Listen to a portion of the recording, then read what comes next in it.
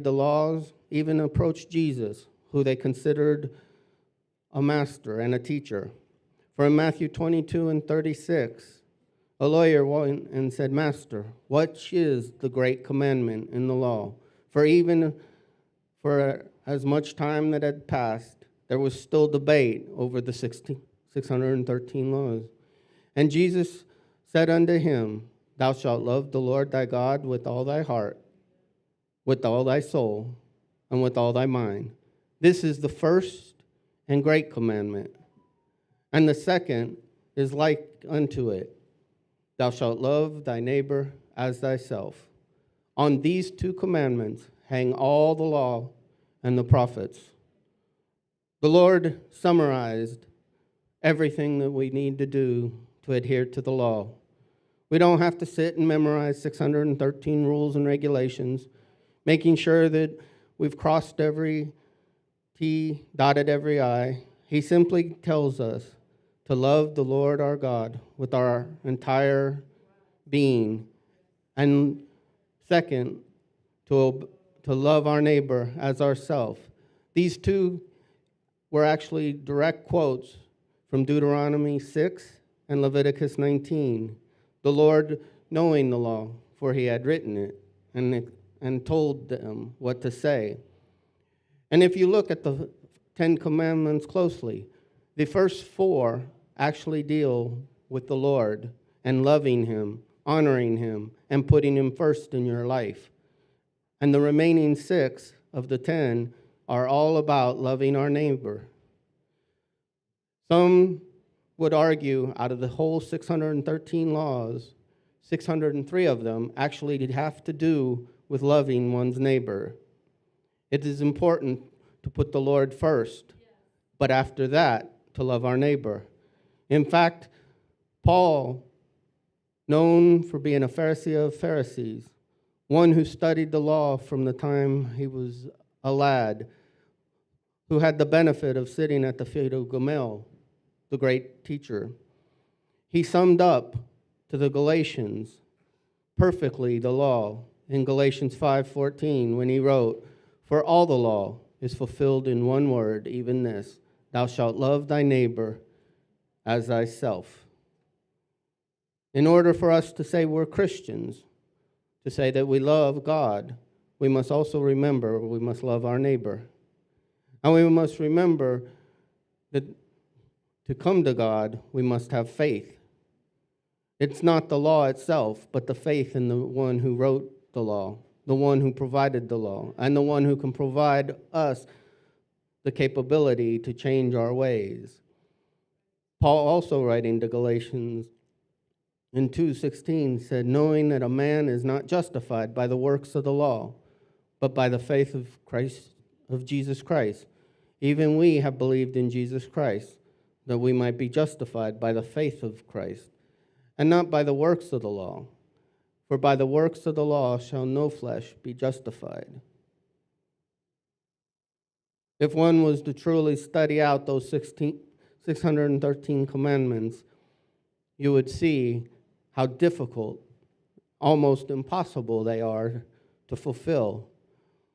But simply having faith in Jesus, in loving God with our whole heart, our whole mind, our whole soul, and then loving our neighbor as we love ourselves, we would fulfill every single one without even trying or knowing. Romans 1:17 says, therein is the righteousness of God revealed from faith to faith. The just shall live by faith. This was not merely a new teaching or a new way for the New Testament church, but even the prophet Habakkuk had written, behold, his soul which is lifted up is not upright in him, but the just shall live by his faith. Faith is important to come to God. Faith is important to draw us to the one that died for us. And then it's the one that died for us that will enable us to fulfill the rules and the regulations. They won't be simple rules, but lifestyles. Holiness is not just a simple do and don't. Wear this, don't wear that. Go here, don't go there. but it is a lifestyle of how can I honor the one who died for me? How can I honor the one that shed his blood for me? How can I look the part that I'm claiming my mouth to believe in? When we believe in Jesus, then we will obey the gospel. Because before faith came, we were kept under the law. We were shut up under faith, which should afterwards be revealed. The law was our schoolmaster to bring us to Christ, that we might be justified by faith. When you look at the Old Testament and all of its stories, it was leading the children with the idea that a Messiah was coming, that one was coming to fulfill everything. Unfortunately, they were waiting for the militant leader that would overthrow the bondage of Rome. They were waiting for the leader that would overthrow the bondage of the Greeks, of the rulers of the Babylonians, or any other that they found themselves under. But the Lord came as a simple babe in a manger to let them know he was coming to offer them grace and peace and something that they did not understand. Romans 16:26 says, "But now is made manifest, and by the scriptures of the prophets, according to the commandments of the everlasting God, made known to all nations for the obedience of faith." It is only through Christ that we can obey every rule and regulation. We would not grieve the Spirit if we are full of the Spirit. It is hard for those to say that they believe in God, that they trust in God, but then they do not obey that same one that they say they follow. It's hard to say that you love God and you love, but you don't know how to treat your neighbor or your family or those close around you. But in order to do such, we must put God in his right place. In Mark 12:29-30, Jesus said, "The first of all commandments is, 'Hear, O Israel, the Lord our God is one Lord, and thou shalt love the Lord thy God with all thy heart, with all thy soul, with all thy mind, with all thy strength.' This is the first commandment." We must put our focus on the author and finisher of our faith, the one who from the beginning looked into nothingness and said, "Let there be light," the one who looked into the mass earth and with hand crafted a man and breathed a soul into him, the one who desired to walk with the one known that we call Adam in the cool of the day, to have that relationship. We can read in Scripture where even the angels look down to see what man enjoys, and they wonder, why would we throw such a valuable thing away? They themselves were created to worship, to sing praise, to do the bidding of a creator. We have that opportunity and that freedom to embrace the God that created, or to turn our back and deny we even knew him. It was so important, the relationship that the creation had with the Creator, that the first 4 commandments are all pointing to that Creator. Exodus 20, verse 3, "Thou shalt have no other gods before me." God made sure that the Egyptian idols and deities were destroyed in the 10 plagues. Not one deity could withstand the power of God. Even the Pharaoh, who was supposedly the son of God, he too lost his child for not obeying God. In Exodus 24:6, "Thou shalt not make unto thee any graven image, or any likeness of anything that is in the heaven above, or in the earth beneath, or that is in the water under the earth. Thou shalt not bow down thyself to them, nor serve them. For I, the Lord thy God, am a jealous God, visiting the iniquity of the fathers upon the children unto the third and fourth generation of them that hate me, and showing mercy unto thousands of them that love me and keep my commandments.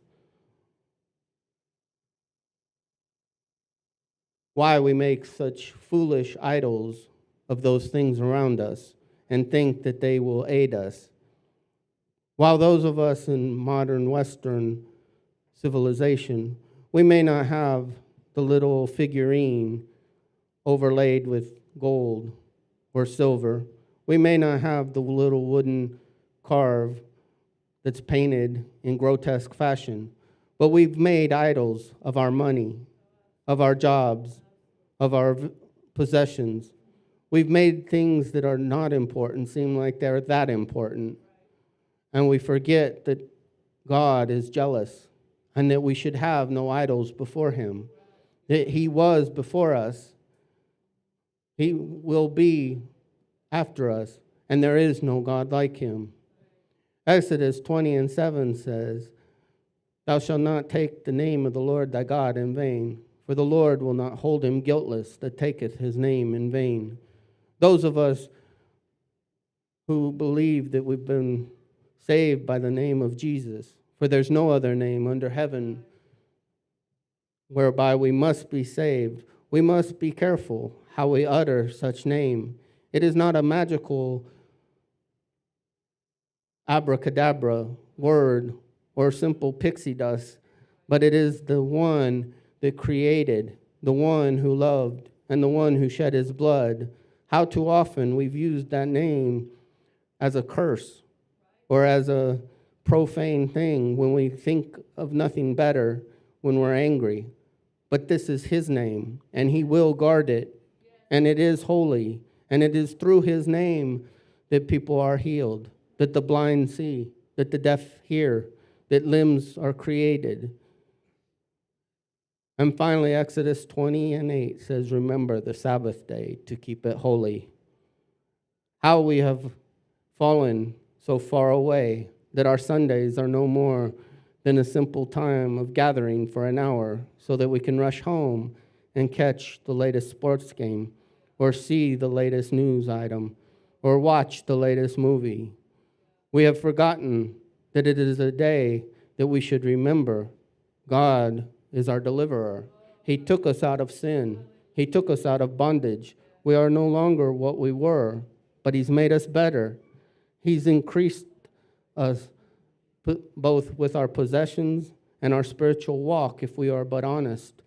We are not ruined and undone, and that he's delivered us, and he's enabled us to be what we are. And not only that, he is our provider. We too could look back and see in times when our refrigerators, our cupboards were bare, our gas tanks needed gas, or we just needed a friend. It just seemed at the right time, God came in and interjected and assisted us. More than just mere coincidence, God truly does care for his creature.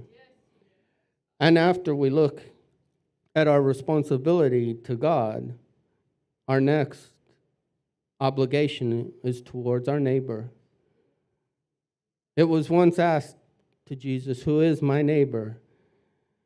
And he was told a story of a man traveling who got jumped. Why the man was alone, being wealthy, was never explained. But he's left for dead, lying in a road. Along comes a priest and a Levite. Both of them look and see the man.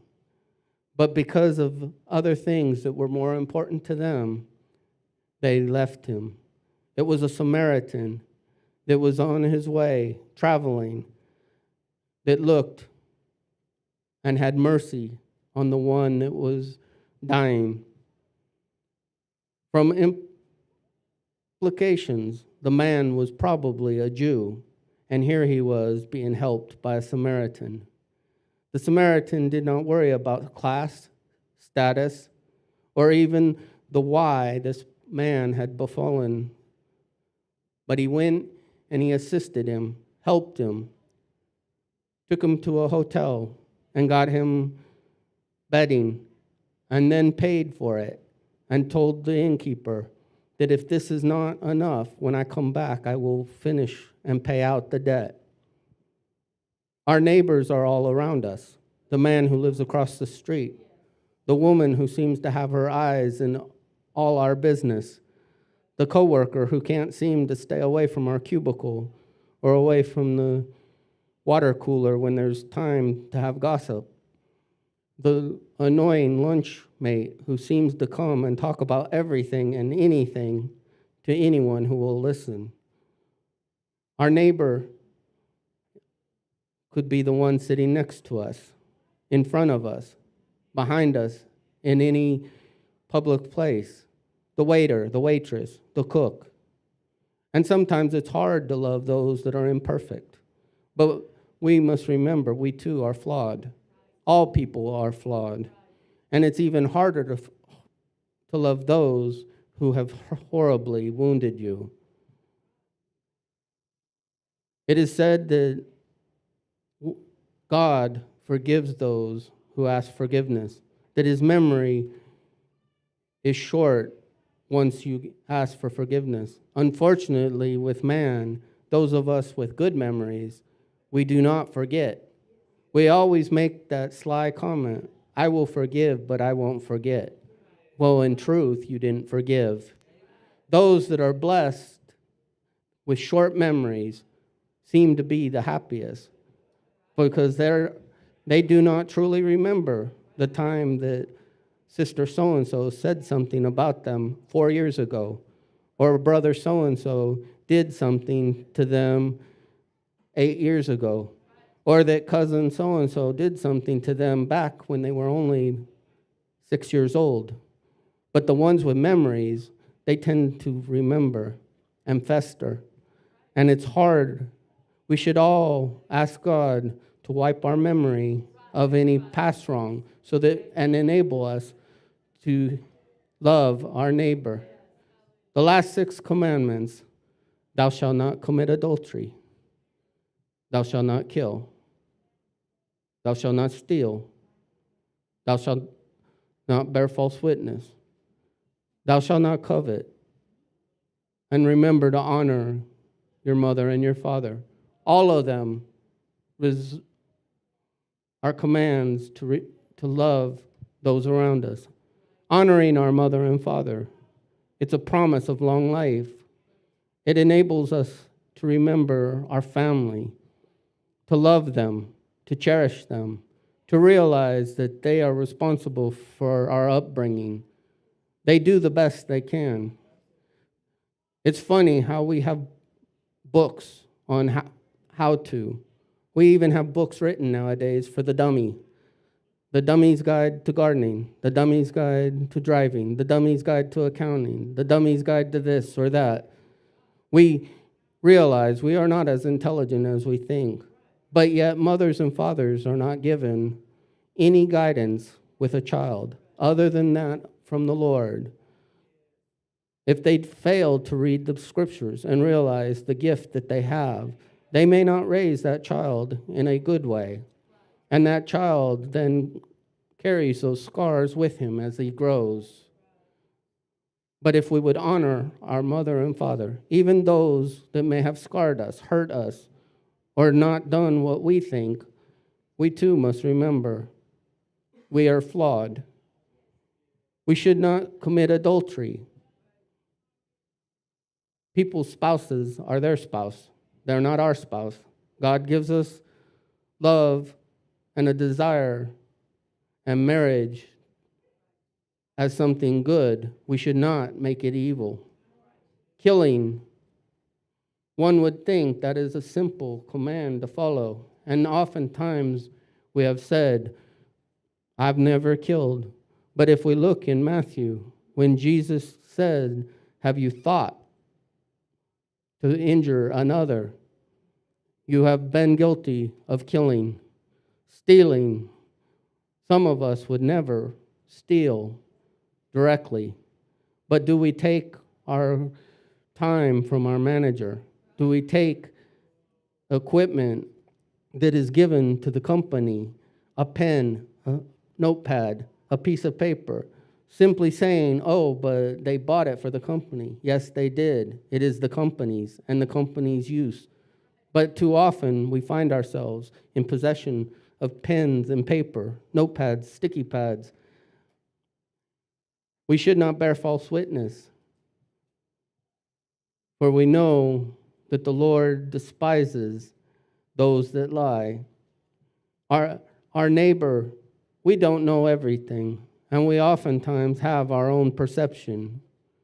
In fact, not long ago, there was a movie out on a perception of a killing, a politician standing on, giving a speech. The assassin came and stood before him and point blank pulled out a pistol and shot him. The investigator had to go out amongst the people and speak. And he found 8 people in various spots looking at the politician. And depending on where they stood, the story was different. It was from their perception. It was from what they saw. 2 of those interviewed thought it was a female shooter. 4 of those didn't even realize it was a shooter that stood not more than a few feet from them, each giving their version of the truth. And it was true. However, they did not have the full story or the full picture. We too don't often know the story when we talk about others. We should not covet what others have. God is generous. He blesses those and he takes from those. But it is the Lord who provides. Those that have new vehicles, new jobs, new inheritance, we should rejoice with them, encourage them, and hope that we're friends with them. However, we should not covet them. Truly, blessings are blessings. They are not given. They could be gifts. It could be the person worked for it, saved for it. We don't know. Never should we look at others and desire what they have. And truthfully, if I want their car, I can go and buy my own. I can put what I want in it, and then it will be my car. It will be my watch. It will be my clothing. We must remember that when we love our neighbor, we will find spiritual protection. Paul wrote to the Romans, "Love worketh no ill to his neighbor. Therefore, love is the fulfilling of the law." How can we follow the 613 commandments? How can we ensure that we've not broken one little statement? How can we make sure every I was dotted, T was crossed? We simply love God with our whole heart, our whole mind, our whole spirit. And then we look at our neighbor and we love him as we love ourselves. For when we learn to love God, the love of the neighbor cannot be separated. When we love God, he will provide the strength to love our neighbor. And when we love our neighbor, we honor God by demonstrating the transforming work that he has performed in us. As we go forth this week, let us look at the 10 Commandments again in a new light, in learning that we simply have to follow 2. To love the Lord our God with all our heart, with all our mind, with all our soul, and simply to love our neighbor as ourself. It may not be easy. However, it is necessary. Let's remember to come back at 10:15, where we'll once again hear live what God has for us this blessed day of rest, where we can reflect how God is not only our deliverer,